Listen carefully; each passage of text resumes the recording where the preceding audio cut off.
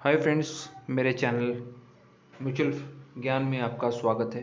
आज मैं आपको बताने जा रहा हूँ ऐसे 5 इक्विटी म्यूचुअल फंड जिन्होंने अभी तक सबसे ज़्यादा रिटर्न दिया है पिछले 10 साल में। अगर कंपैरिजन करेंगे तो मैं आपको बारी बारी से बताऊंगा उन फंड्स के बारे में, म्यूचुअल फंड्स के बारे में, इक्विटी म्यूचुअल फंड्स के बारे में, ताकि आप अपने अकॉर्डिंगली, अपने रिस्क के अकॉर्डिंगली, अपने इन्वेस्टमेंट ऑब्जेक्टिव के अकॉर्डिंगली आप इसमें इन्वेस्टमेंट करें।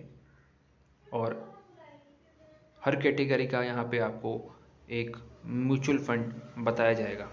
लेकिन उससे पहले मैं आपको एक रिपोर्ट की तरफ ध्यान दिलाना चाहता हूँ, जो कि है association of mutual fund in India के द्वारा, जिसने ये कहा है कि सिस्टमेटिक इन्वेस्टमेंट प्लान, यानी जो कि जिसे हम सिप अकाउंट्स भी कहते हैं, वो जून 30 तक, यानी 2022 जून 30 तक लगभग 5.5 करोड़ ऐसे अकाउंट खुल चुके हैं। सिप अकाउंट्स ही की बात कर रहा हूँ मैं, लमसम की बात नहीं कर रहा। और इसका ये डाटा भी बताता है कि सिप जो है, इसका एसेट अंडर मैनेजमेंट यानी टोटल अमाउंट अभी तक लगभग 5.5 लाख करोड़ इकट्ठा किया गया है सिप के थ्रू म्यूचुअल फंड्स में। जबकि जून महीने में 18 लाख सिप अकाउंट्स खुले हैं। तो सिस्टमेटिक इन्वेस्टमेंट प्लान, जैसे कि आपको मालूम है, छोटे से छोटे इन्वेस्टर को सहूलियत प्रदान करता है कि वो अपना पैसा इन्वेस्टमेंट कर पाएँ लमसम की बजाय। जो लमसम नहीं कर सकते उनके लिए सिर्फ एक तरह का वरदान है, और वो इसके थ्रू इन्वेस्टमेंट करके एक अच्छा रिटर्न प्राप्त कर सकते हैं। लेकिन इक्विटी म्यूचुअल फंड्स में सिर्फ एक ही नियम जो ध्यान रखना है कि लॉन्ग टर्म तक बने रहे, कम से कम 5 साल का सिनेरियो, जैसे कि मैं आपको पहले वीडियोस में बता चुका हूँ, पिछले वीडियोस में, कि लगभग आप 5 साल का सीन यानी इन्वेस्टमेंट का सोच के चलें, तभी आपको ये कॉन्सिस्टेंटली रिटर्न दे ही देते हैं। लगभग 10%, 9-10% तो आपको मिल ही जाता है। चाहे आप लार्ज कैप की बात करें, स्मॉल कैप, हाई रिस्क की, आपको इतना मिलता ही मिलता है। तो ये आपके लिए एक अच्छी चॉइस है इन्वेस्टमेंट के लिए। और जैसे कि हम बात करें, लार्ज कैप स्कीम्स जो होती हैं वो इक्विटी में सबसे कम रिस्की होती हैं। रिस्की तो खैर कहा ही गया है, mutual funds are subjected to market risk. तो लार्ज कैप स्कीम्स में रिस्क रहता है, लेकिन कंपेरेटिवली सबसे कम रहता है। और इस स्कीम में टॉप 100 स्टॉक्स में लार्ज कैप में इन्वेस्टमेंट किया जाता है। तो अगर आप मोडेस्ट रिटर्न देखते हैं तो ये एक अच्छी चॉइस है। तो लार्ज कैप फंड्स में जो कि बताने जा रहा हूँ वो है HDFC टॉप 100, जिसका बीटा भी काफ़ी अपनी कैटेगरी में काफ़ी अच्छा है। और इसमें 97% इक्विटी जो है लार्ज कैप स्टॉक्स में लगा रखा है इसने पैसा।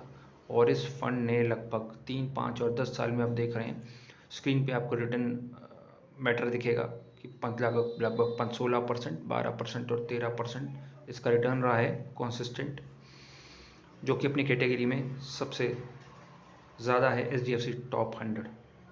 अगर हम अगली कैटेगरी में आती हैं जिसमें रिस्क बढ़ता है, जैसे जैसे रिस्क बढ़ेगा आपको रिटर्न भी उतना ही ज़्यादा मिलेगा।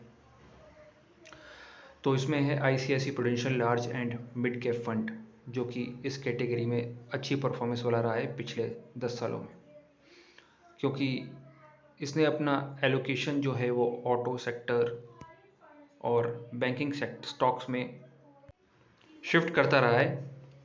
और इसने भी अपने बेंचमार्क इंडेक्सेस से आउट परफॉर्म किया है। और डिलीवरी वाइज देखें तो 22%, 12% और 15% रिटर्न रहा है इसका पिछले 3, 5 और 10 साल में। एक अच्छा सिलेक्शन इस कैटेगरी में। अगर हम बात करें, कुछ इन्वेस्टर होते हैं एग्रेसिव इन्वेस्टर्स, जो कि रिस्क ज़्यादा ले सकते हैं, तो उनके लिए मिड कैप या स्मॉल कैप एक अच्छी चॉइस हो सकती है। मिड फैट कंपनी, जो मिड कैप कंपनी फंड्स होते हैं, वो मीडियम साइज कंपनी में इन्वेस्टमेंट करती है। स्मॉल कैप फंड्स जो है मोस्टली स्मॉल कैप, जो स्मॉल कैप कंपनीज होती है उसमें इन्वेस्टमेंट करते हैं। तो इनमें स्कीम्स में काफ़ी उतार चढ़ाव रहते हैं प्राइसेस में। लेकिन जैसे कि बताया कि 5 साल का सीन रखेंगे तो आपको अच्छा रिटर्न मिलता ही मिलता है। इस कैटेगरी में जो है मिड कैप में SBI magnum mid cap fund आता है। SBI magnum mid cap fund जो है काफ़ी अच्छा स्ट्रॉन्ग परफॉर्मर रहा है, जिसने पिछले 3 साल में 30% लगभग, 5 साल में 14% और 10 साल में अगर बात करें 20% रिटर्न दिए हैं। ये रिटर्न्स में बताऊँ सालाना रिटर्न्स हैं भाई साहब, हर साल के रिटर्न्स। और अगर हम स्मॉल कैप फंड्स की बात करें तो उसमें आता है Canara Robeco small cap fund, जिसके जो कि लगभग 3.5 साल पहले लॉन्च हुआ था 2019 में, और बहुत अच्छा बैलेंस शीट पे परफॉर्मर रहा है ये। रिटर्न वाइज अगर बात करें तो 21, 49 और 39 लगभग परसेंट रिटर्न दिया है इसने पिछले 1 साल, 2 साल और 3 साल में,